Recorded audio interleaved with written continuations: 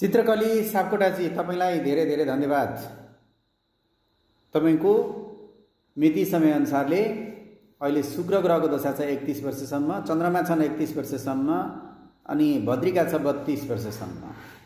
भद्रिका शुभ छैन, चन्द्रमा शुभ छ शनिसँग रह्यो, शुक्र ग्रह शुभ छ मङ्गलसँग छ। मङ्गल शनि र भद्रिकाको पूजा गर्नुपर्छ। मङ्गल शनि र भद्रिकाको पूजा गराइदिनुस्। बोली रुखो हुन्छ, दाम्पत्य सुखमा अलि बाधा पुर्याउन खोज्छ। शनि शिरमा छ, शनिबारको व्रत गर्न नि सक्नुहुन्छ तपाईले। अलि चाँडो रिसाउने बानी हुन्छ, बोली खस्रो हुन्छ, चिल्लो पारेर बोल्न जानुहुन्न, खिस्सा हाँसे तिखो दाँत देखिन्छ। मान्छे त भला आदमी नै हुनुहुन्छ हुन त, तर के हो परिवारमा केही कुरा मिलाउन नसके जस्तो लाग्छ तपाईलाई। यो राम्रो योग परेको छैन तपाईको चिनामा।